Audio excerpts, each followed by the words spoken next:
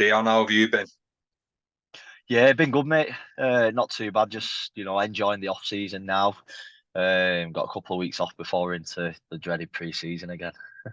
Don't tell everyone you have time off, mate. I know you're not allowed it, You'll are be you? ridiculed. No. Not allowed So time off. before, no, not you stars, mate. So before we get into your rugby story, Dion, where was home for you, mate, and who lived at home with you growing up? Home for me was in Haydock, so I live in Haydock in St Helens. So lived with parents, and then obviously parents separated at a young age. So um, my dad only moved around the corner to where my grandparents live, and then just lived at home really with my mum and my little sister as well. So Right. yeah, that was us growing up. Yeah. Right, mate, if you don't mind me asking, how did you find that as a young lad? Yeah, Was it's sport like a tough. bit of a get out? Yeah, definitely. Yeah, it was Yeah. tough because obviously it was still can't remember how old I was at the time, but I think the good thing was I knew I had my dad round the corner as well, so I'd see him every day, and then obviously I'd still obviously be living at home as well. But yeah, that's sports that like that get away from home, isn't it? And it's probably the same for Yeah. a lot of other young people as well. You just go and play rugby or your football. You can switch off from that home life and just go out and enjoy it. Yeah. Mate, where was your first club and how was you introduced to rugby? So me mum and dad actually took me down to Blackbrook in St Helens. So Blackbrook Royals there, and I just turned up, did a couple of sessions, and then took to it and enjoyed it then really. Because I tried a few things like football and that, but it just worked for me. Right. And then they went, "Oh, we'll take you down, go and try this rugby out," and then yeah, sort of never looked back since. Yeah. And was that part of the curriculum at junior school, mate? Was that how old was you? So was you at junior I school was age? nine. I was nine, so Yeah. yeah, I was still at junior school. So Right. you like junior school, they cover a lot of things, don't they? And then obviously they Yeah. do tag rugby, and then even just like playing that and that. So that was us really, like every day as well at school. You're always playing rugby and that, and I think because you come from St Helens as well, it's just rugby, rugby, rugby, isn't it? Really? Imagine so, mate. Yeah, like growing up, Blackbrook's one of them Premier teams, mate, in it. So you always Yeah, have a target on you, don't you? yeah, definitely. Right. So yeah, no, great club Blackbrook, and sort of went through. I've never been to any other club, any other Yeah. amateur club. Just always just stayed at Blackbrook right from under nines up to open age. Right. So is there a class picture somewhere of the sleeve down there on Is you? there? And Yeah. Well, your shirt's about six times too big. they might have been for you. I was one of the fat kids, mate. I was all right with that old stag kit and that. Yeah, yeah. So you've got to grow into it, and it's got to last you six You had seasons. That shirt. to. No, but yeah, all you used to get the hand-me-downs or something. Yeah, yeah, yeah, yeah. That's got to do the next lot when they come. Yeah. So was town team a thing for you, Dion? Had you developed enough to Um, to look at that level at a young age? yeah, so I think the start of maybe under 11s, under 12s, they had a thing called service area. Right. Yeah, So like yeah, say Ellen, so they pick like, some of the, the decent kids who they seen potential in, I think. yeah, I couldn't remember how it really worked. I think they just contacted some of the amateur clubs and said, look, we want this guy, this lad to come down to service area. And it's just like training, really. You go every Monday down to Knowsley Road, and you just yeah, like you probably get like a better standard of coaching rather than having like one of the kids' dads coaching you. You're getting like decent yeah. coaches, and just developing your skills that way. And it was sort of like a little pathway that onto you're in the shop window then really for a scholarship when you turn 13, 14. So Yeah. yeah, I always remember that. My dad taking me every Monday night down to Knowsley Road, and you do an hour, 2 hours there, training, Right. and especially as Yeah. a when you was a Saints fan as a kid as well, and you're training at outside Knowsley Road, and then sometimes we got to go on the pitch as well. That was good. So Yeah. yeah, I remember that. I imagine you do. It's like the holy grail in it for a local Yeah, lad. Like I'm from Widnes, so like training at the Widnes ground would have been amazing. Like a bit yeah. like you.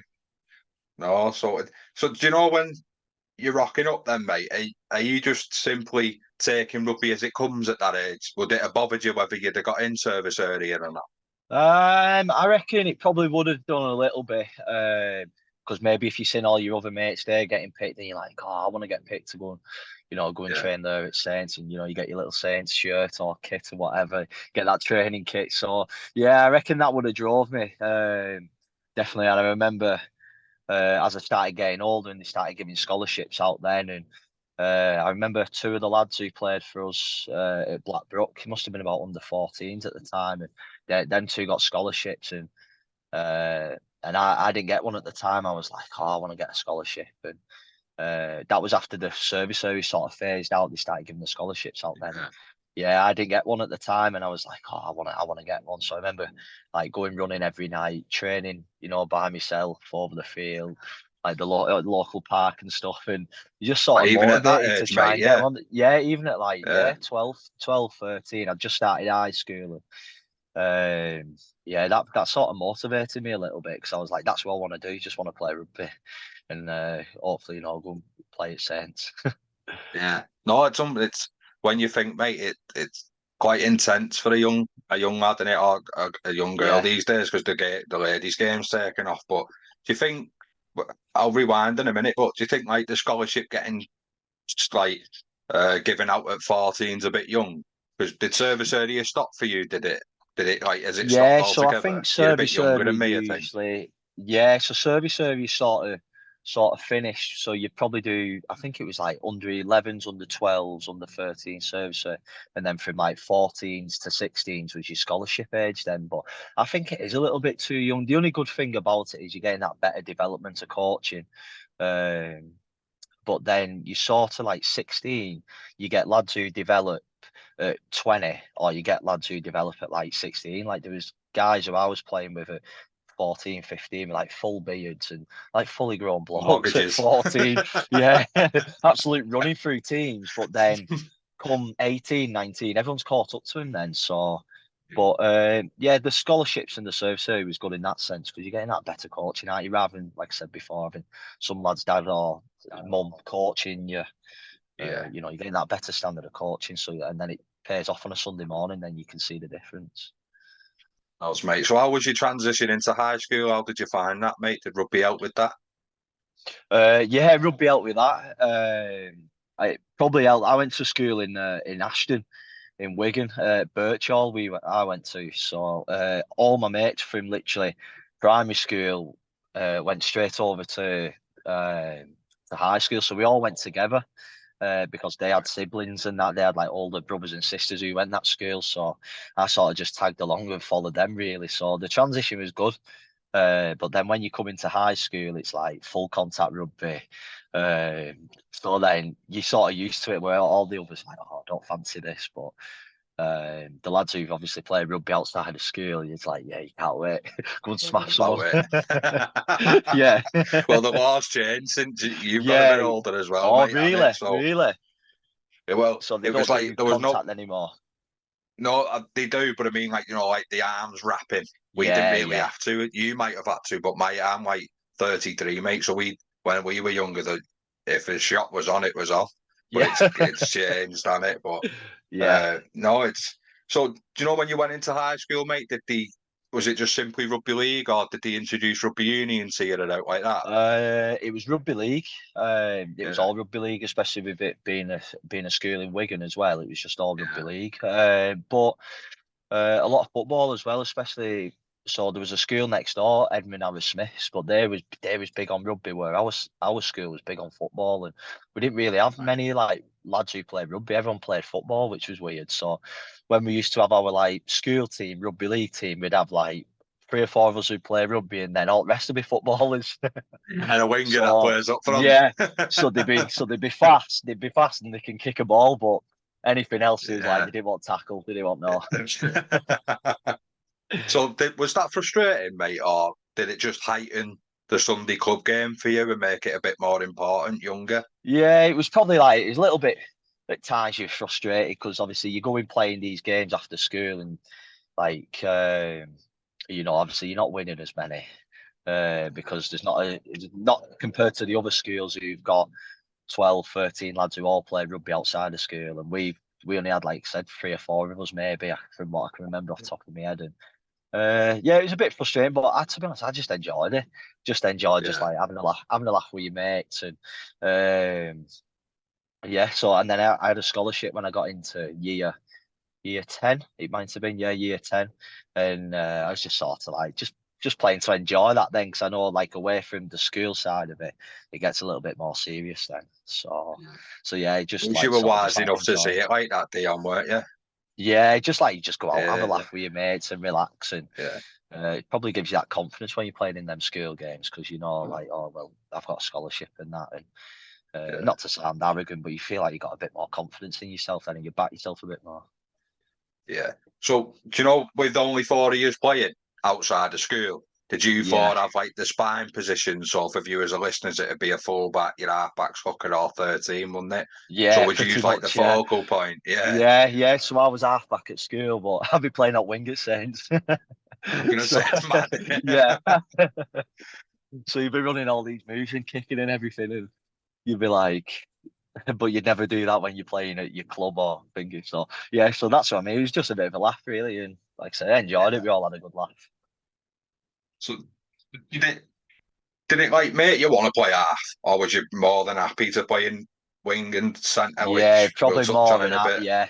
Yeah, probably Yeah. more happy to play on the wing. And I think I remember playing. I think I played a couple of games at halfback at under 18s at Blackbrook. So when I got released from scholarship onto when I Yeah. went back to Blackbrook playing at 18s and played a few games at half and that, but it was more just get the ball and run. Didn't do any kicking or anything. Right. So as a like so 14, 15, mate, is when like your club game becomes more about winning and than just Yeah, fun, isn't it? Obviously, yeah, fun's a big part, mate, but it's when we get like divisionalised, so you get your Premier Division One, Division Two, don't you? yeah.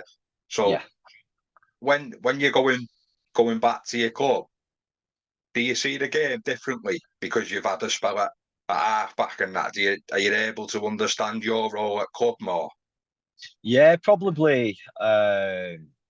I probably do more now at the position I'm playing this moment in time. But yeah, probably trying to think back to when I was playing at club level as a kid. It does sort of change because you can understand like what he's thinking, what he's going to be doing, and it does help you in that role. But I think I remember I got spelled like, a few times centre, wing, halfback, fullback. So just playing like just a mixed roles really at club Yeah, level.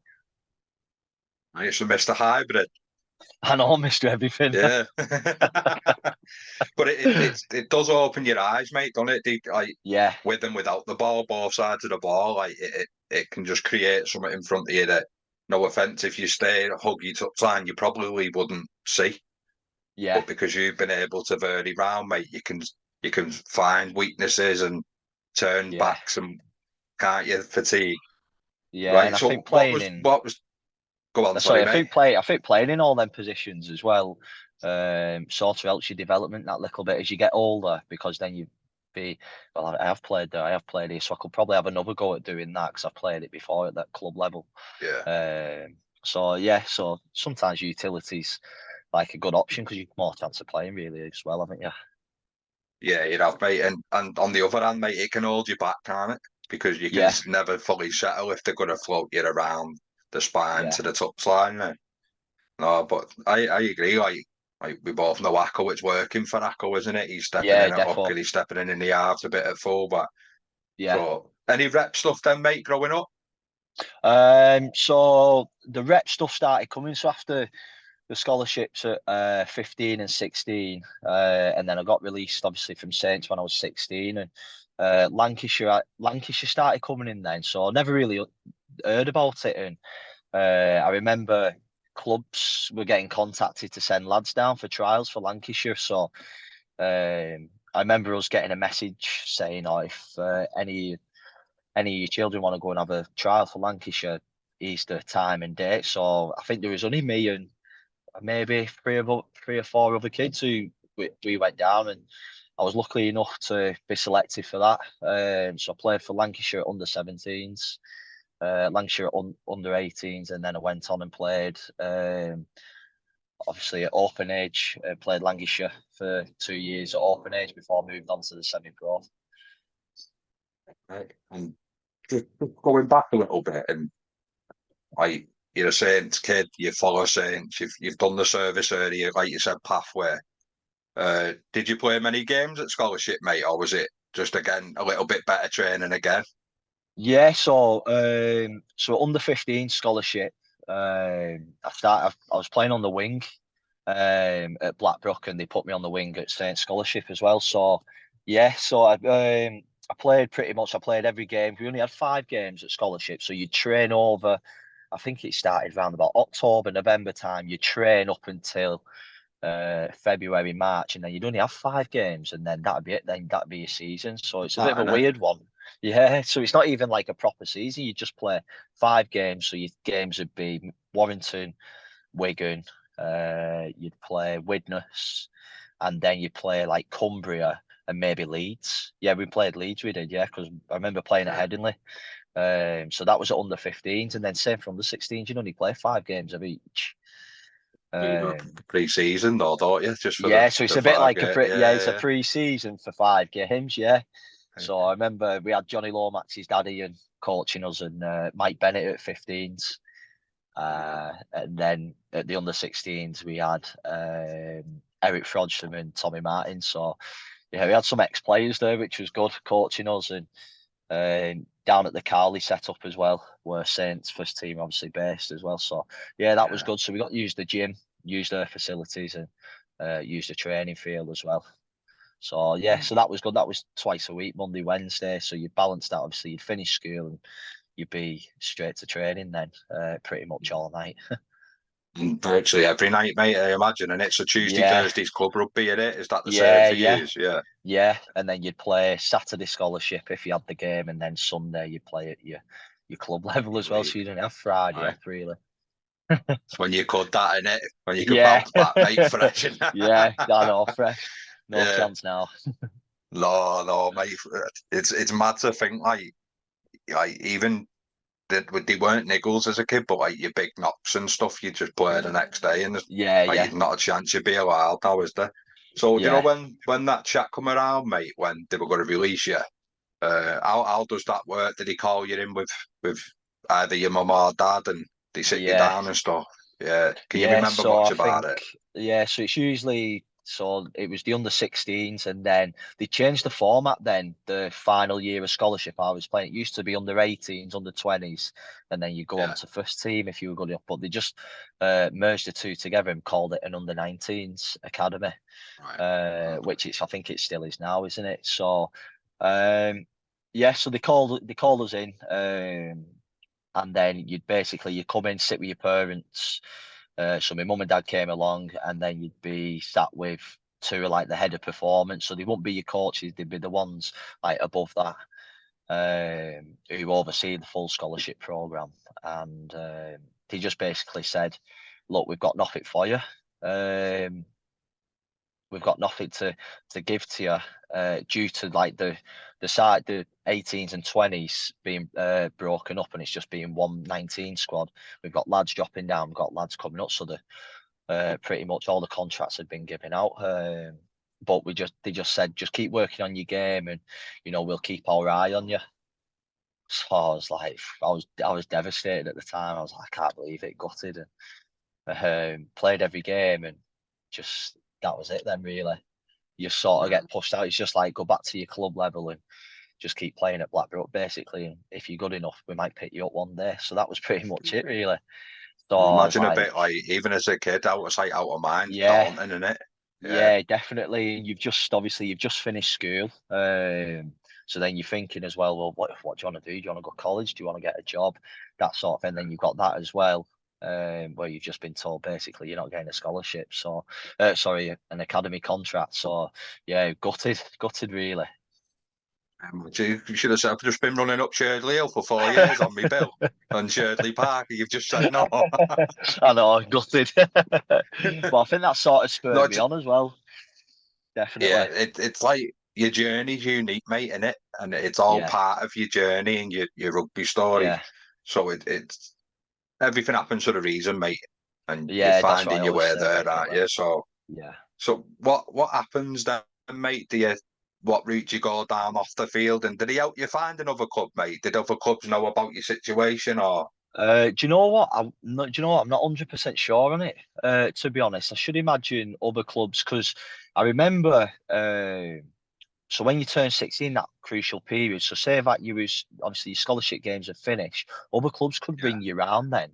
I right. don't know how they get hold of your number. Like I never had a phone call from any other club, but I know like I used to play with Matty Whitley was my centre at Saints, so I'd be on the wing and then Matty was my centre. So he said, "Oh, I've got a call off Widnes, so I've got a contract through off them. I'm going playing for them." And a couple of lads went like other clubs. So yeah, but I never had a phone call from like I said any other club. It was just literally for me. It was just back to Blackbrook and just playing your club level there. So I Because finished you out the wouldn't answer with 16 L season. numbers, that. Yeah, that'd be my mum now. Imagine if it's that. Yeah, Yeah, unknown number. Put it down yeah, straight away. blank. Yeah. So No, yeah, so I it's think that's how it worked. yeah, no, it's I know. Speaking of other people, mate, I don't know. Like I said, you're a bit younger than me, so it might have changed. But you used to be able to make a pitch for you, didn't you, at a certain age, and you could Yeah. possibly speak to him. And but it's like at that age, mate, you don't think about playing for anyone else. I don't imagine, do you? No, no, And like no, you you don't don't think of really. agents and that. Yeah, Yeah, it's too yeah. serious, really. Yeah, exactly. Yeah, never. I was never really aware of an agent until probably later on when I was playing at Rochdale, like the back end of the season at Rochdale, when it was like Right. contract time, and I got put Yeah. onto an agent there. But yeah, other than Right. that, at this like 16, you never really hear of agents or other pathways away from like your hometown club where you're Yeah, based. you don't. That's So a good point. That. Yeah, yeah. yeah, yeah, you never hear about. Well, there's always these options. It's just literally right. That's it. Go back to playing at Blackbrook, and if you're good enough, we might pick you up again. Yeah, So no, and like you didn't really, no disrespect to anyone, but you didn't really have help with the next phase, did you? You just went back and yeah, that rebuilt was it. yourself, basically. Yeah, Yeah. yeah, that was it. Really, yeah, So what avenue did you go down off the field, mate? So you've gone back to Blackbrook at this point, haven't you? yeah, yeah. So I was always big into sports, like love sport. So I went into college then. So I left school, still playing at Blackbrook. And then it jumped from 16s and it jumped straight up to under 18s then. So I was playing. So I just started at St Helens College doing like a sports leadership course. So it was like sports coaching. So I did that for 12 months alongside playing at Blackbrook under 18s at the time. So I had a season there at Blackbrook under 18s, along with obviously being at college as well. Right. Even as a young lad, mate, you're in these standard markers, aren't you? So how did you Yeah. find going from club rugby to rep stuff back? And was it a big jump when you left Saints to go back to Blackbrook at 18s? Because you're probably already playing against 18-year-olds anyway, aren't you? Yeah, so you start noticing a bit of a difference then, because I'm probably one of the youngest out of my age group. So I've come from, I think it was only 17. You're playing against like 18-year-old lads. So they start like developing. So lads are going to gym more than that, and they're all on the protein and stuff, aren't they? So they're massive. Coming up against lads with full beards. I'm still trying to get a beard now, but you're coming up against men then, aren't you? Like that, like Yeah. young men. Yeah, so Yeah. you're coming up against some big lads, and you can see like athletically the better. And so yeah, so that was tough. But to be honest, at 18s, like that was probably my best year I've had at like amateur level. Um, just and then I played at Lancashire, and then I had a good season at Lancashire. And I was lucky enough to get picked for the community Lions as well. So Okay. we had a two test series against Wales. But it was like Wales Academy. It worked with, like the English Lions was more like a community game, so it was all amateur players. But the Wales and the Scotland team was built on like the academy. So like some Morgan Knowles and that was playing. You playing against Morgan Knowles Yeah. and that for Wales. Um, so yeah, so that was good. That was a good experience. I enjoyed that. Um, and then played halfback in them games, but wasn't really an halfback. I was just Yeah. sort of get the ball and run. So and then I think that was the end of my halfback days. Then I think. So, not being rude and that, mate. When you've been released from Saints, does do you lose a bit of ambition or do you get more eager? Would you have just been happy Um, staying at Blackbrook, do you think? to be honest, like my ambition, I was like, I was gone, I was gutted, but I think in the back of my mind, with what Sage said, we'll keep looking at you. I think that sort of like put something in the back of my head saying, well, they must be still interested here. They must be still. So that sort of spurred me Yeah. on then, and kept me training. So I remember training, going to college, and then I'd be training over the field, doing me running and going to the gym. I started getting a gym membership then, because I was like over 16, so I started going to the gym and doing a bit of that. So, so yeah, and then training like twice a week at Blackbrook. So yeah, that did spur me on, to be fair. And then when I started getting these like Lancashire and English Lions, I started thinking, well, to be honest, I'm probably getting more opportunities now than what these lads are at their academy games. Yeah. That's a good way of saying So it, mate, because that opportunity wouldn't have been there if you were attached, would it? yeah, definitely, yeah. So Yeah. it's probably, and then I think when it started getting to open age, then you start like going on tours and stuff, South Africa and Canada as well had that opportunity and stuff as well. So yeah, there's more to rugby than just obviously playing for your scholarship and getting that academy and then through to first team. There's always options outside of the professional game as well, which is good. And that's what hopefully we try and get across to viewers and listeners, mate, that whether you make it pro or not, it's not the be all and end all, is it? Like No, it no, opens doors socially for work, yeah, friendships, tours. Like you see the world, mate, playing amateur rugby, can't you? yeah, If you definitely, if yeah, you're at the right times, yeah. right? So when you're playing at Lancashire and that, mate, and you're going through again the standard tiers, the tier. How are you seeing? How's the game of a winger changed, or was it always like as active as it is now when you were growing up?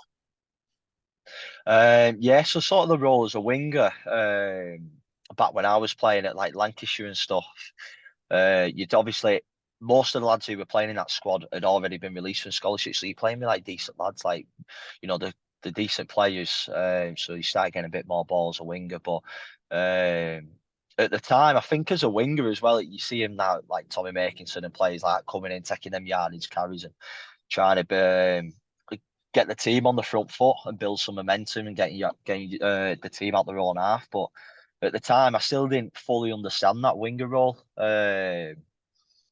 So it was just really just stood up wing, wait for the ball, score a try, and catch the kicks out last and just run it back. But that would be it. Then you do. I still didn't fully understand it. So I was probably, more of a late developer compared to like some of them who were like more advanced. I was just like try and get ball all the time, and that's why I sort of ended up playing halfback up Right, until under 18s, just try and get my hands on the ball in the middle a bit more. involved. Yeah, no, because Yeah, I won't lie, mate, coming through, I was probably at the start of the transition when you would come in and do an exit set for us. So yeah, you'd return like a good defensive set basically. So you'd do your first or second scoop. Like that's what the wingers were yeah, doing when yeah, I was playing, and then like you yeah, said, you were there to finish then. But yeah, the roles definitely changed, hasn't it? yeah. So It were has, yeah. you someone that could be patient, mate, and wait for your opportunity to come, or did you go and seek it? Did you need an Uh, early touch? Yeah, probably just I was just Yeah, I'd be I think I was more that person who was probably a bit too nice, just be patient and just yeah, stand there. But then as I started getting to 18s, I was like, no, I'm going and getting this ball here. I'm going like making something happen because otherwise I could be stood there all day and never see it, never see the ball really. So I think yeah, yeah. that's why they sort of put me into that halfback so I could get my hands on the ball a bit more and I had that more of a running game. With a few passes as well, but never really passed, just run. So I started being a Um, bit more greedier then. So I started yeah, understanding, um, these lads at scholarship, I noticed because they all wanted contracts, they just started being greedy. It's like, yeah. well, I'm in the shop window here. You just got to be selfish. So I think I sort of took that, Brian. Learned at 18s. So it was probably a year too late for me to start learning. So what I knew now at 18s, I wish I knew when I was 15 and 16. But Yeah. like I said, I was a late Maturity, developer. Dion, isn't it? Yeah, Yeah, that's it, yeah. mate. Yeah, that's it. So I started obviously getting that maturity through college and just getting your hands on the ball as much as you can. And then when I started scoring a few tries and getting these reps, it builds that confidence for me then. So yeah, that's when I started, just going in trying to get the ball as much as I can. Is that when do you think verbally you started impacting a game as well? Yeah, Yeah, yeah, definitely.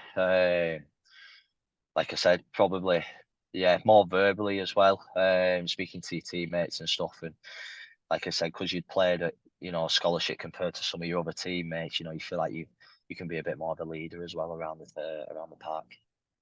yeah, because we've all played with that one that'll talk for the sake of talking, mate, haven't we? But if Yeah, one person yeah, for youngsters out there, one person talks, if you're on your ass sort of thing, you yeah, react to that. You drags you might not through, say doesn't it? it, Yeah, but you'll show it, yeah, won't you, mate? And yeah, definitely. yeah, right. So when these tours come around, then, mate, did you head to Canada and that? Did you? And what's the process?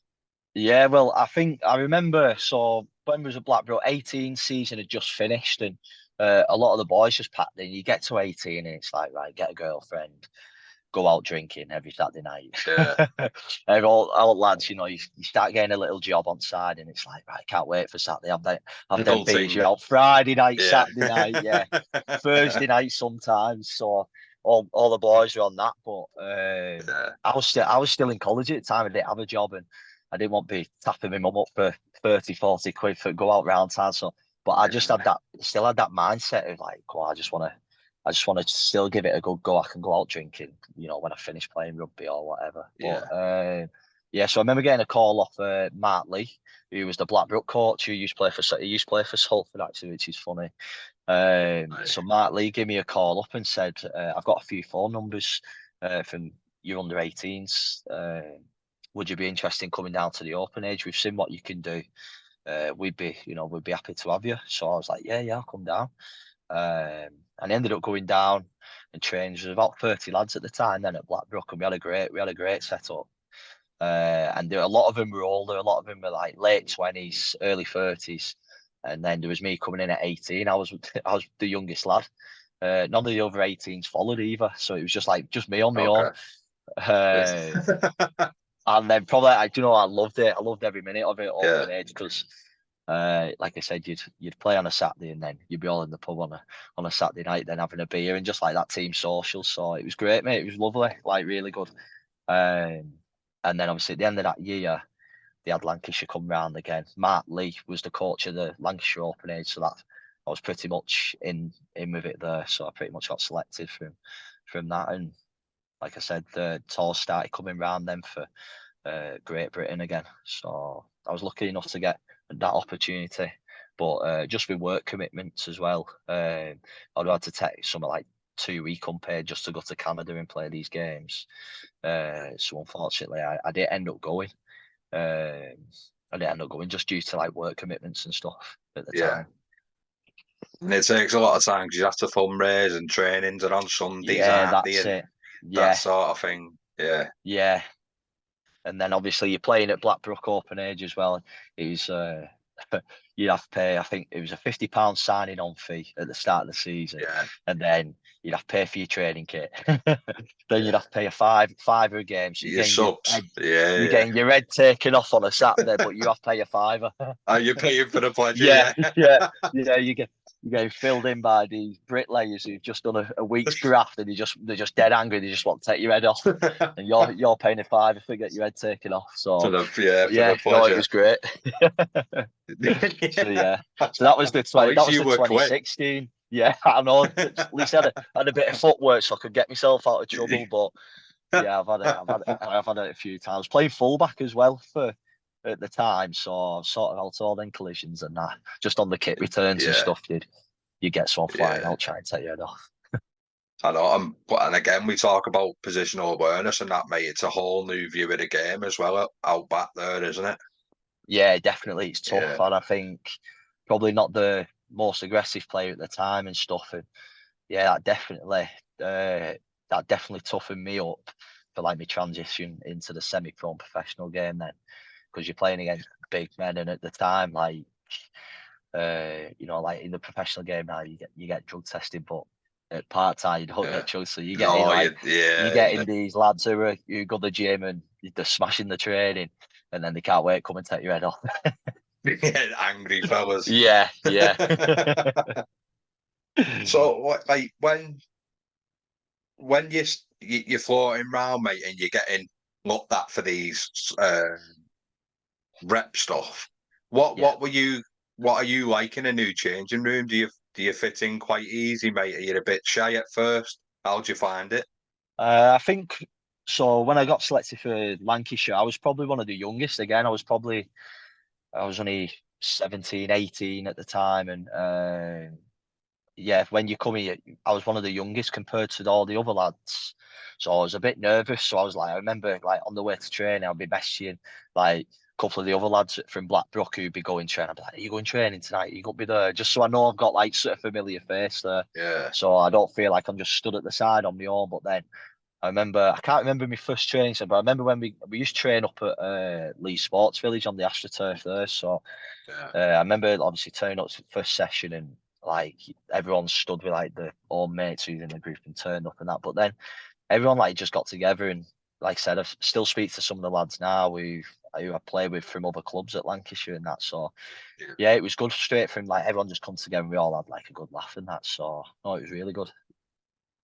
That's good, mate. Because I weren't actually asked to go, but I went Lancashire under 20s, like a camp thing in Tilsley. And mate, they just sat us on it, like us three witness lads, couple of lads Yeah. from Fleetwood, and someone else just sat us on a table there in our club Oh gear, really? and they all Yeah. mingled in the lank stuff, knowing each Oh other, having all the yeah. good grub, and I was like, oh, I've wasted a bit of time here. I only went for Yeah. stash and I didn't get any. I'd write up. Yeah. Oh, So that's when what it happens.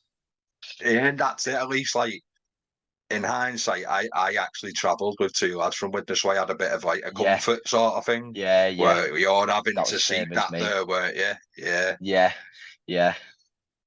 So when did the semi-pro stuff come, mate? And how did that happen? So yes, I played open age 2016, 2017, and we must have been about 2017. We still had all our same squad from 2016 at Blackbrook, but then a lot of Yeah. the boys, obviously, getting older, we had a few injuries then, so we started hitting a couple of lads with injuries. Um, and then I ended up getting injured. I was playing back row this game for some reason because Uh, one of the lads, Greg Haley, he'd done his knee, I think. So he was out, like he said, he's retiring. And they went, "We've got no back rowers, yeah. Deon. Do you mind playing?" So I was like, "Yeah, I'll play." I was 2 minutes in and bang, getting tackled off an half back as well. I ended up snapping my AC joint, so Yeah. completely did my shoulder. And I just felt it go straight away, and I was like, "Oh!" But I didn't even know what it was. It was just like burning, and I was like, "I've been like touch wood. I've been like pretty lucky. Like any serious injuries, and this probably been my more serious one." So I remember getting Yeah. brought off, and there was like Ant Walker was the coach at the time. Who he was playing at Wakefield, but he was coaching us on a Saturday. Yeah. And he's like, "It's just a stinger. It's just a stinger." And then when obviously I took my shirt off and my collarbone was like nearly touching my ear, it was like ping right up. Oh, I was like, "Oh God!" Straight to thingy X-ray, and then I'd go and have an operation. So that was my season done. So I was gutted. I was like, oh, I'm supposed to be like, I still want to keep being a professional rugby player. I want to be like in the shop window. Uh, and like I said, I weren't playing at the time. I was gutted, having time off work, so I was like losing money there because I was injured. I was going to say that's what people don't Yeah, get in it when you've filtered yeah, down the pyramid, mate. You've got to do both, haven't yeah. you? Yeah, and then it was just, I think it was just after Christmas. I think it was the week after New Year, and I'd not even played a game since May in 2017. This was January 2018, and Ant Walker rung me up one night. It was a Thursday night, it was, and he said, um, Rochdale Hornets. He said they're in Championship at the moment. He said they've just had loads of pay cuts due to the money and that. I don't know what quite happened. He said, but a lot of lads have left, gone to other clubs. The club's got no money really to pay the lads the contracts what they was having. So I think the owners walked out. They need some players for Saturday. He said, "Would you be interested?" So I was like, he said, "It'll be just a try. It's just a friendly game." He said, "But like you're in the shop window, and if you play well, then you might get a contract." So I was like, "Yeah, definitely, I'll play. I'll play." I said, "Who are they playing?" So he's like, "Oh, they've got Warrington Wolves on Saturday afternoon at Rochdale." So I was like, "They're like first team Warrington." He was like, "Yeah, yeah." I said, "Mate, I've not played for about 8 months here. First game back as well." So I'd not even played at Blackbrook. I'd not even trained because over Christmas they didn't train at all. So I'd not even trained or anything. And it was just like just thrown in straight away at Rochdale and It'd started be the best started way, though, at wouldn't it? yeah. So I ended Yeah. up starting that game, and like I said, I played the full game. But yeah, that was remember turning up and literally, I think Warrington, it was their last friendly maybe, or before the start of the Super League season. So they played like all big guns. So like on my side, Welcome back. Bryson Goodwin, who just come from South Sydney Rabbitohs, just won a grand final Uh, up against me from Blackbrook Openage. I've had 8 And I months was off. like, oh my God, one's had 8 months off, and others just killed it at Dreaded. NRL. Yeah. Yeah. So yeah, No, so playing up against them, it was mad. It was mad, yeah. I bet it was. But what a mad like opportunity that you just simply couldn't refuse, mate, could you? Yeah, definitely not. Definitely not. And I remember Ant saying to me at the time on the phone, he said, if you don't, he said, the training tomorrow night, like a captain's run on Friday night before they play Saturday. He said, if you don't want to go down because you're on your own, he said, we'll go down next week because he was helping out at the time because he had an Right. injury, like a brain injury. So he had to retire temporary from rugby league. So he was doing some assistant coaching jobs down at Rochdale, and he sort of just put a good word in for me, really. Yeah. And he was like, "Oh, you can wait till next week," and I was like, "No, no, mate, I'll go down on my own." And I just went down on Yeah. my No, own. fair play. Yeah, Yeah. yeah, I just went He was down on my only own after and, 20%, trained. weren't he? Yeah, that's it. He was on commission. Yeah. So, do you know, so again, mate, that's like a changing room you know nothing about, don't Yeah, know systems.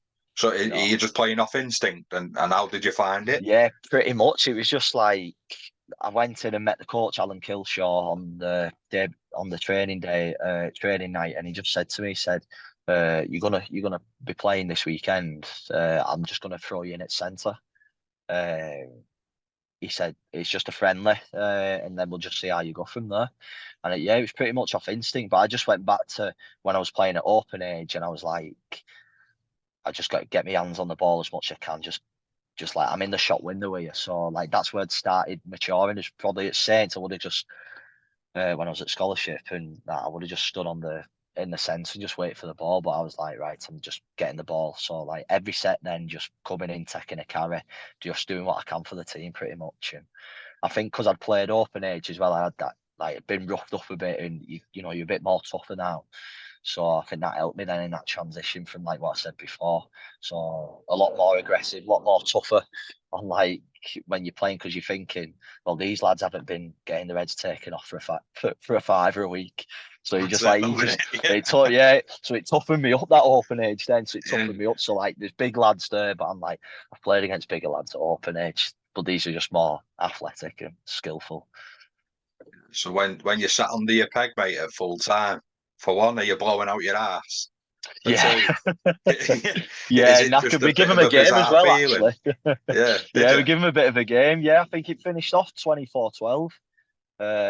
We scored, I think we was winning 12-6 maybe at half time. I can't 100% remember, but we give him a game, to be fair. And then second half, obviously, that full time mentality just broke us down really and ended up getting a couple of tries.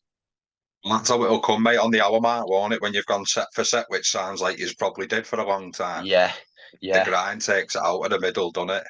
Yeah, definitely. So we played Yeah. Warrington, and then the week after we were supposed to play North Wales Crusaders at Rochdale again. But obviously, for where we live, always bad weather. So all the pitch got waterlogged. So the game got cancelled. I just remember like I was only on like a trial game. I weren't even getting paid for it for playing, Okay. and I was like, oh, I'm gutted. Like that's like second opportunity there for like show like what I can do and. Anyway, obviously, still turned up to train. The coach just said to me, like, you've impressed in that game. We're gonna just give you like a pay as you play contract. So if you play, you get your match money. If you don't play, you don't get Yeah. paid. And sort of went from there, really.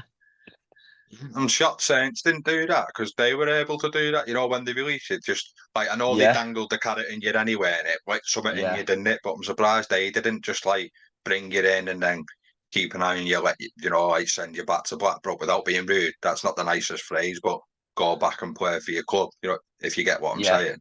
Yeah, I get Yeah, what you're saying. Yeah, yeah. Because I know a couple of yeah, the lads when I was at college, who was a bit older than me. They was on like them pay-as-you-play contracts yeah. as well. So, but yeah, I suppose like you say, everything happens for a reason, doesn't it? It does, mate, definitely. So that AC injury, mate, does that still swell and that now? Do you still get a little? That AC, no, I'm all good with it now. No, To be God, fair, is yeah, it? yeah. So Yeah, I obviously from May till, and obviously you under the NHS as well. The plate, so I had to have like a plate in my shoulder, and it right. hooked. Well, plate in my collarbone, it hooked under the shoulder. So I had to Yeah. have it in for about 8 to 12 weeks. But I ended up having it in for about 6 months because of the backlog on the NHS. And I remember getting it taken out. And then they was like, right, there you go, see you later. And I was like, is that it? And they was like, yeah, yeah, yeah. I went, so I can go back playing rugby? And they're like, yeah, you can go back playing rugby. I was like, no, that can't be right. And It's luckily enough, zero one of the rehab or lads, nothing. yeah, one of the lads who played at Blackbrook, he was the physio at the Saints Academy. Um, so I messaged him and I said, look, obviously this has happened. And they said I can go and play on. And he was like, no, no, come in, just come and see me.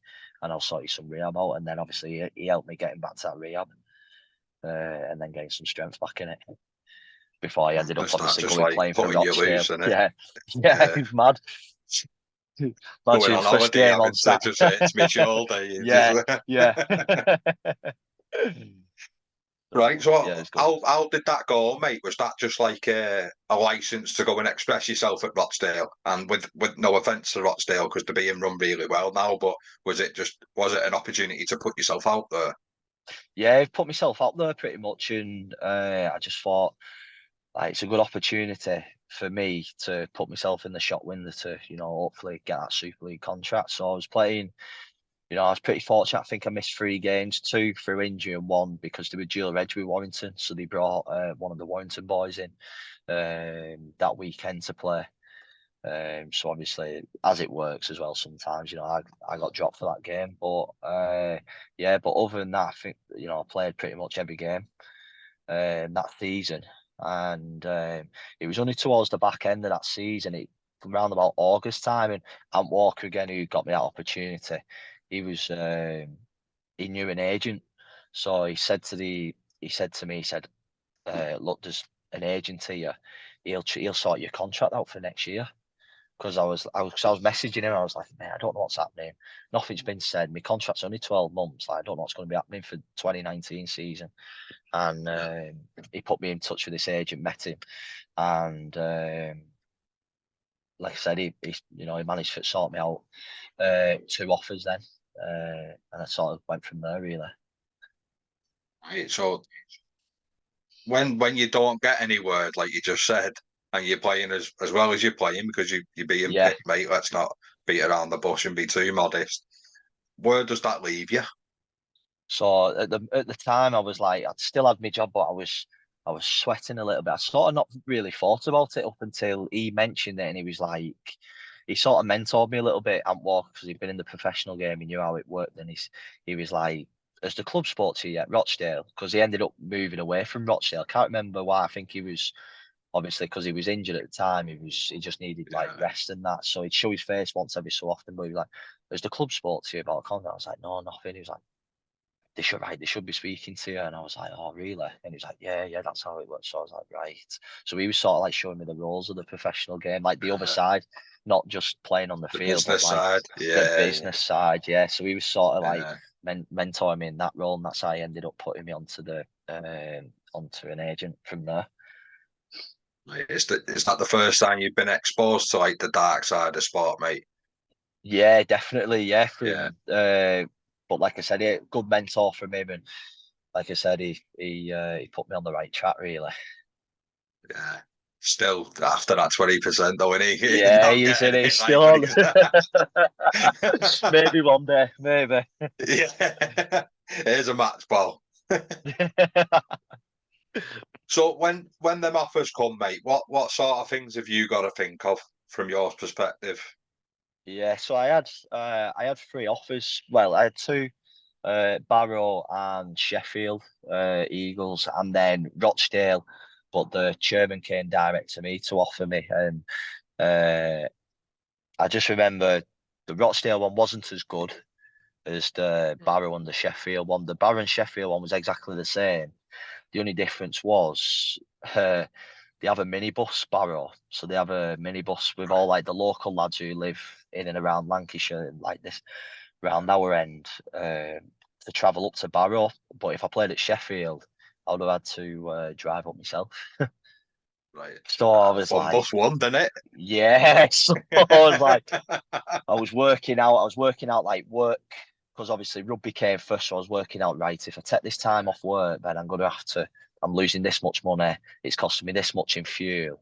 It probably works out. I'm paying more than I'm earning, and like it's never been about money. But I just wanted like to make sure I don't want to be forking out too much money just going driving up to Sheffield and back. And so the bus sort of sealed it for me really. You might as And well then be at spoke to the Blackbrook if you're Barrow going to be out of coach. pocket, mate. And no Yeah, offense to yeah, anybody. Yeah, yeah, yeah, yeah, exactly. So it was costing me a fortune, then wear and tear on your car. And then obviously Sheffield, it's a bit of a pain, isn't it? For especially from our end to try and get to. You're talking two, 2.5 hours, especially with traffic as well on a night. So I thought, you know what, the bus, like the lads will be driving the bus, I'd be like, there'd be a fair few of us, we'll have a good laugh. And like I said, I'm not using any petrol on my car or anything like that. The buses don't have paying off it for it really. yeah. The club's all sorted the travel out. So that sort of I sealed like the that, deal you for me know. That's really. a good little Yeah, touch, that, isn't it? yeah, Yeah, yeah. So no, it was brilliant the bus. So obviously I'd signed for Barrow for 2019 season. And then the signings kept coming then from especially from our end. So Jake Spedding just got released from Saints. He was signed at Barrow.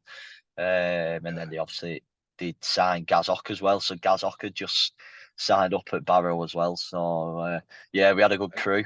We had a good crew there in the bus. Yeah. So I imagine and that to was be honest, mate, lively, that. I loved every minute of it because it reminded me just like a little bit of open age again. Playing at Yeah, Barrow just with with all the lads in the bus, so we'd all have a laugh and yeah. that. And yeah, no, mate, it was brilliant. So that took me back to like my open age days when you'd just like be out having fun and just having a laugh and that. And yeah, it sort of took me back to that. So I loved every minute of it up there at Barrow. That's it. It's a fine line at champ level, in it, mate. Like it's Yeah, like a fine hair. So like yeah, one side of it is virtually pro, and you can't be seen to be having a good time off the pitch, can you? yeah. And then No, just past it, you can be back like you want to be, yeah, like yeah. you're back at Brook. But good stuff. So what? Any standout moments from Barra, mate, that where you felt that you could easily play above it? Again, no offense to anybody. So yeah, so it's funny this actually. So I was working in a school, like for alternative education. So Yeah, I was working for a company who basically teach lads and girls who get kicked out of high school. So from 14 to 16-year olds. So you're working with like they challenge you on a daily basis, really. So I was doing that as my day job. But obviously everyone knows teachers get 6 weeks off at summer, don't they? So it's like like brilliant. So I got 6 weeks off, and my agent said to me, he said, you've been playing well at Barrow, so I can get you down to Salford here. This was 2019 season when Ian Watson was in charge, and he said, I can get you down to Salford while you're off work for 6 weeks, and you can do like full time training with them, but you're going to have to train at Barrow as well on a night. So I was like, yeah, yeah, that's fine, that's fine. You know, just all over turn it. up, he said. So I was like, yeah, definitely. So he said, I can get you down and get you like put yourself in shot window, really. So I just went down there like a bit of like a training trial, really. Just went in training. So pretty much they was in season, so you don't train as much in season. So I was doing like 2 or 3 days there, but I remember did overlap with like barra training on Tuesday, Thursday. So it'd be literally Right. train at Salford, you do your field, you do your weights, and then you'd like obviously sit back and watch him doing the video for the preparing for the game in the week, and then I'd go and train. I'd get home, quickly have some tea, and then I'd be going training at Barrow on a Tuesday, Thursday night. So it was like doing double training days. But Holiday off. obviously, yeah, on like we're supposed to be 6 weeks Yeah. off this, but yeah. So I remember just training there for 6 weeks, just full time training, but obviously training at Barrow as well on the nights. So yeah, that was an experience. I finally got like a bit of a taste of like this is what it looks like at full time. And I noticed like in the games, just from training that full time, like physically, obviously because you're doing the weights, the program, like physically I'm feeling fitter and stronger. Mentally as well, I'm training with like full-time lads at Super League level and then coming to Championship and like just standing out that little bit more. Or just maybe like identifying things that I probably wouldn't if I was just like part-time. So I had like a little taste of full-time for 6 weeks. And then Ian Watson just sat me down and said, look, I'd say like just go and have another year at Championship. Uh, at the moment, he said, obviously playing budget's tight here. We can't really offer anyone a contract. So I was like, yeah, I said, I weren't really expecting anything anyway. Just grateful for the opportunity. Um, and obviously went back to Barrow and finished off the last couple of games there before the season finished in September. And how things work out, mate, innit? It's crazy, mate. It's crazy. Yeah, It because is. the only It is player who was nuts. there was Ken Seal. Ken Seal's obviously still at Yeah. Salford now, but he was there at Salford in 2019. So obviously they went on that good run to the grand final that year as well. Yeah. Yeah. So So yeah, yeah, it's so like mad. Lawton would have been there as well, wouldn't he? Yeah, he was. Yeah, Lortz was Yeah. there. Lortz was there. Yeah. So I'm sure he phoned in sick a few times actually. No, it's it. So do you know when you sat there, mate, without realising it, looking back now, because I'm tuning your ear off and that, do you think you were learning drastically? Sit like in video review and just a little bits what like pros do that semi-pro lads don't do. Yeah, definitely. Yeah. And just obviously, like just watching him because like I was just sat there and just watching like how they works because Jackson Hastings was there at the time and just like watching how they prepare, watch how they train, and so things like just when you're coming in, just like doing your stretches, like mobility, getting there a little bit earlier to training, doing like your mobility and your stretches, just to make sure like mentally and physically prepared, ready for the session. Where sort of when you're at part time, it's like you rock up after you finish work, chuck your bag at the side, and then it's like put your boots on, you straight out on the field. So just watching what they was doing, and that's what I sort of tried to take in when I signed at Widnes. Then it's closer to home. I'm not getting off the bus like 2 hour bus journey. I'm close to one, so I can get in a little bit early, and that's when I started like progressing my career. Then I think noticing a lot, a big difference. Imagine it stood out like a sore thumb at Barrow, like the little extras. Yeah, in a Yeah, pro club, it's like it's expected, isn't it? yeah, yeah, Yeah, definitely. yeah. So it's who's the agent? Is it Petey? No, it was Graham Taylor. Oh, right, yeah. Lawton mentioned him. Is it? Yeah. Uh, so when you're in them chats, mate, is it daunting? Like come contract talks and that. Do you have to play like the poker face and look like you're gonna be hard faced and that, but you walk out like ready for the toilet Well, and that's the that? good thing about having like the agent on that side of it is Right. he just do everything and he'll just ask them tough questions. If you feel I feel a bit cheeky asking for that, or I feel a bit cheeky asking for an extra year on me, kind of that. But he'll just do all them tough, like ask them tough Yes. questions. So and then it's just basically I just focus on me playing and just trust them to do their bit. And like I Well, said, I go in asking for 100K and come out with wine gums, mate. Signed a 10-year deal for a packet of wine gums. you have to pay your subs now. Yeah. So No, yeah, so because that it's yeah, it's it's mad. the dark arts, mate, isn't it? It's the dark Yeah, arts that. yeah, it is definitely. And then like I said, Widnes came calling then at the end of the 2019 season.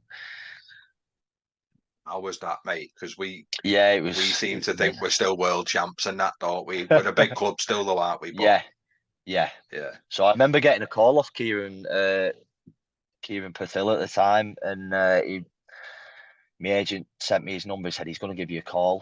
He just wants a quick chat with you. So I said, yeah, no worries. So I had a chat with him on the phone. And he was like, I've been impressed with you in 2019 season. Like we're going to part time next year, so we're transitioning from full time to part time.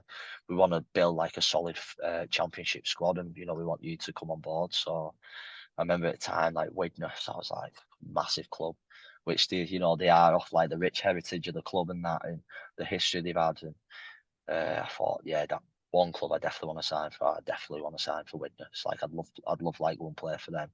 And like me granddad and that now, my dad were like, God, Widnes are a big club, like all this, like they've won and like massive club. And I was like, I love all that history behind like the clubs and stuff. And that was one of the reasons why I wanted to play at Widnes, just like the history in the stadium. So yeah, so I signed there thinking play under Kieran Purtill. And then I remember signing, and then I didn't hear anything for about 8 weeks, and I was like, "What's going on here?" And then all of a sudden, you see on social media, Kieran Purtill leaves his head coach's role at Widnes Vikings. I was like, "Oh Yeah. my God, what's going on here?" I was like, "What's But going on?" that couldn't have put you in trouble, that surely, could it? Because you'd signed, hadn't you? Well, yeah, so I'd signed, and I was there. What's going on? I'd heard nothing from like anyone. I didn't know any of the Anybody? lads at Widnes, so I couldn't even message them and go, "Hey, what's going on here?" I'd literally didn't know anyone. I was like, God. And then I remember just got added into one of the WhatsApp groups. And then next minute, they announced on social media Tim Sheens has become the head coach at Widnes. So I was like, oh, that's mad. How mad's that? I know it was mad. What it is, yeah, it was a Yeah, strange crazy. sort of, yeah. It so really, you had a bit of a on the field, mate, unbelievable for the club, weren't you? But off the field, again, is you being shown the nasty side of the business side of the sport, aren't you? Yeah, yeah. So, Yeah, like I said, from Kieran leaving, but he went to Hull FC, didn't he? I think to become like the yeah, assistant coach up there. So, like I said, it was all up in the air, and you start thinking, well, this coach has signed me because obviously he likes me. What if this coach don't like me, and I've got to go in now like extra impressed, like be doing everything I can just to get picked because I'm not one of his players who he signed it. He might have favoured me more if he'd signed me, but you just got to yeah, go in there. You just got to work twice as hard then. yeah. But if Kieran wants me to go to Hull, I will. Yeah, let's move it full time. I think I'll move. Yeah. I'll have a think about it, mate. Yeah. So I get, but with you not knowing anyone, mate, how was it coming? So yeah, I remember the first session. We came in and he did his chat and stuff and like what he expects of us and Tim Sheens, but just going in and just meeting the lads straight away and like pretty much Widnes kept like most of the lads like Danny Craven, Jack Owens, Chaplow twins, like the McGrath Lula, they still had all them a core from the thingy the year before, so they were all friendly. So like me coming in, but we had about 7 or 8 other new lads coming in as well. So they was in the same boat. Jake Spedding had come in from Barrow, so I knew him straight away. So like me and him chatting, but yeah, so everyone took us in with open arms really, and like I said, we had a great bunch of lads at Widnes in 2020. It was brilliant. And so your spell, mate, what did you enjoy most? Any standout moments? Probably the training, like pre-season training. We never used to do like any running, no contact, no Yeah. wrestling. It was just literally ball in hand, passing, all skills. And Tim Sheens would be like, "Yeah, we're gonna pick it up next week." And it was like, next week would come and he'd be like, "I thought I said he was picking it up." It was like in season training. Like none of us broke sweat. Yeah. But then when the Happy season, days. yeah, all boys up in their hands, they're like, "What's going on here? Surely we must be getting flogged next week." But no, nothing, nothing. It was just all about Yeah. skills, ball in hand, and then obviously in 2020, like we felt fresh, but like our skill was class, like on point, and I think that's what took me up to that next level. Then just like the skill, passing front, catching pass, just all like them little things. So it's like the core basics. Yeah. Um, like never underestimate like how important they are. Like you might see all them doing the flip passes and all the fancy stuff, but like just basically just having the ball out in front of you, and he just made a big emphasis on like nailing your skills. And it's pretty similar with Paul Rowley now at Salford. He's exactly the same, just nailing them basic skills, passing off the floor, catching pass, um, all that stuff. So yeah, it's really important. How do you like or do you not like the black pitch? Oh yeah, thingy. I remember training on it the first time, and I was like, God, it's your back and your hamstrings, your cat, everything. You're like getting up next day for work, and you're like, feel like you've played on car park. It's like running on It's a running wicked on bounce as concrete, well, though, isn't isn't it? it? Yeah, it is, Yeah, isn't it? It is. it is a wicked bounce. Yeah, so that took me a few, like pretty much all the pre-season for my body to get used to. And then when you're Yeah. playing on it, your knees are getting cut, and then that's it. Then you just start healing over, and then Sunday comes, and then that's it. Then scabs are off again. That's it. You can't complain while you're playing either, mate. They'll get Yeah, ripped on Twitter and no, that no, lot. Yeah. yeah. Oh, I love it, lads. I love it. But yeah, no, So, fast like, track. It was a fast track. It was good. yeah, suits you fast lads, mate. That's what it does. Yeah, it does. It Not suits the me. backs. So, do you know when, because you did really kick on, mate, I can only speak through seeing you more often in a witness jersey and your game did take off. Was other than obviously because of COVID and that, did you feel you were on the right path to play a Super League? Yeah, so I felt like I'd, in the off season before we started pre-season, like I was just make sure training the house down because I knew I had to impress Tim Sheens and get a new coach coming in. Then pre-season, I had a good pre-season, and then at the start of the season, I remember going. So I think scoring the try every game. We had 7 games and scored a try in all 6 or 7 games we played. So I was like on a good run here and getting picked for like team of the month and stuff at championship. So I felt like I was on the right track, and my agent was saying, like, you keep going like this, and definitely clubs are taking notice now that you're from Super League. And then obviously COVID hit with the pandemic, so that was it. Then pretty much the season got finished, didn't it? There and then for Championship part-time clubs. So that was gutting, but there was always talk of like a competition in October. So I always kept training through COVID, Just in and then just case, like, obviously, yeah, yeah, just waiting just in case because it could be like a text message, right? We've got a game in 2 weeks, so just always made sure I was ready. yeah. Maybe that little introduction and that window you had at Salford, mate, inadvertently done you the world of Yeah, good because it showed you can more than compete at champ level. Because getting in teams of the month and that makes no mean feat. It's consistency. That's exactly what yeah, that is, isn't it? yeah, yeah, Yeah. definitely, yeah. So then obviously we So didn't end up playing rest of 2020 and then moved on to yeah, 2021 season when Cy Finney came in. yeah. And how was that, mate? Because again, it's like seems to be a culture year. Like there's never Yeah, really been that much stability, has there? no, no. So it's pretty much same again. It's like right, fresh slate for everyone here. No one like the coach doesn't prefer this player over that player. Everyone's on like the same level again now. It don't matter what you did last year. It's all Yeah. about like that fresh slate again now and starting afresh and same again. Just train the house down and just make sure you do everything you can to get up, to get that starting shirt. And like I said, I was fortunate enough to play every game that year on the wing in 2021. And yeah, we had a decent. I felt like personally I had a good season again, and I think my confidence grew as well from obviously the year before. And we had a good team as well at the time. So, like I say, getting plenty of ball off them, and scoring plenty of tries as well, which helps. Imagine a lot of offers comes on the back of that, mate. So the decision comes and it's Salford, isn't it? Was the options there for you, mate? Oh, so believe it or not, I never had any other option. Nothing Right. at all. I just remember my agent at the time, which was Graham Taylor, and he was saying,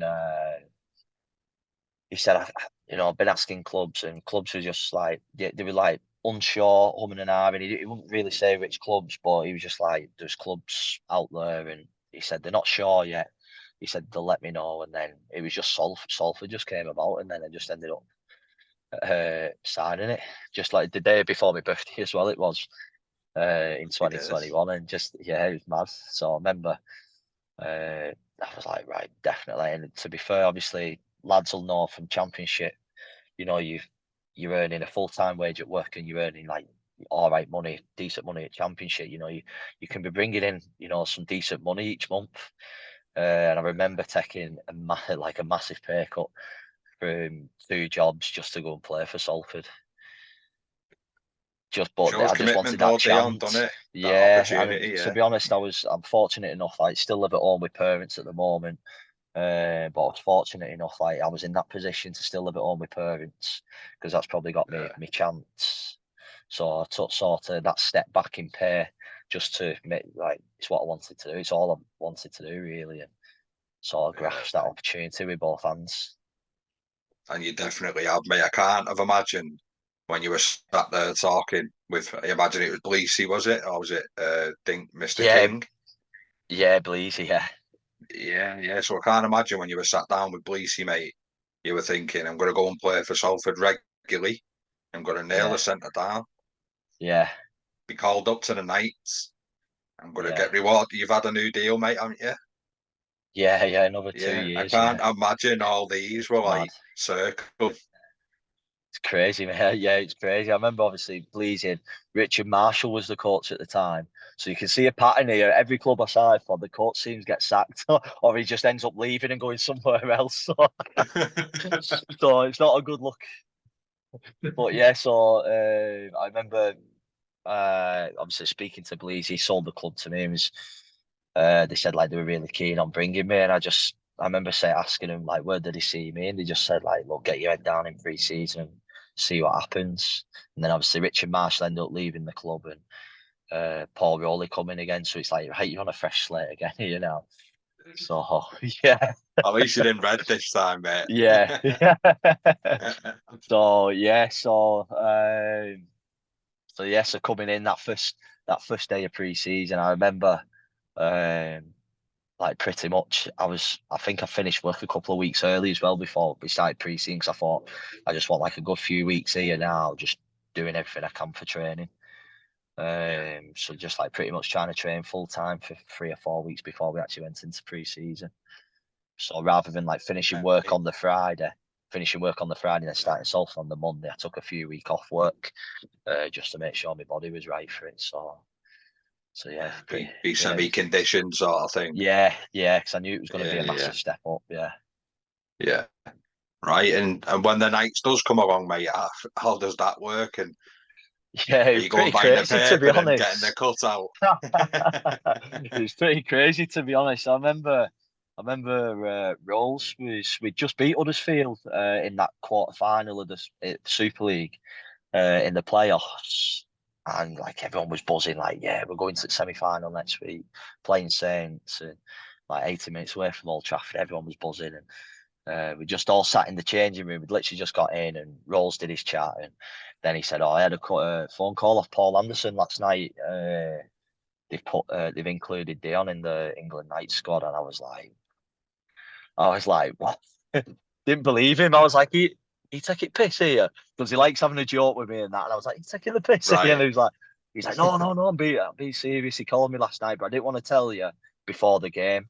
So I was like, right, okay, fair enough. So yeah, that's how it came It's around. it's just some journey, mate, in it. It's like Yeah, yeah, it's it's crazy, really. unorthodox, but it's special, in it. Yeah, yeah, it's Yeah. mad, really. Right, and I appreciate everything's going well, mate. The season's coming up. Personal ambitions for this new season. I think personal ambitions for me is just to, make sure I keep nailing down, try and nail that starting shirt again for 2024. And hopefully, I can kick on from the night and hopefully get put myself in the shot windows for maybe a chance of that England first team squad if possible. Because that's the next step up from nights to first team. Yeah. So I know a couple of the boys have done that, like Mikey Lewis and Tyler Dupree and that, who played at nights with me. And like I said, they've done really well for the England first team in the games they played. So hopefully I can take that step up with them as well. And I think the other one's obviously to go on and we'll win some silverware with Salford next year if possible. Oh man, and I know I see Kurt Ag, a lot Yeah, of his coaching academy and that, mate. How have you found that going? And I imagine it's a little bit of giving back because kids do look up to you guys, don't they? And the journey yeah, you've been on, you probably appreciate that a bit more, don't you? yeah, definitely. Like I said, I've enjoyed it when Kurt's invited me down, and he's got a few of the older boys now who've started getting scholarships. Like your Right. your 13, 14 year olds. So sometimes, I don't know if he brings me down, maybe just to say like he's an example of look what happens if you don't get a scholarship or if you do get released. Or he said like you've still got all that time to keep progressing, keep working on your game, and keep being in that shot window because, like I say, you never know who's watching, really, do you? Scouts coming down, watching games, and like a lot more games videoed now, so they can look at the tape back. So yeah, so no, it's good. Just being that role model to him, really.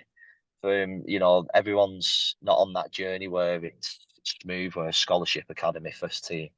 There's other ways of going around it, and like I said, not just me, but quite a few other lads in Super League are an example as well, like Matty Ashton and that. He's obviously never had a scholarship and that.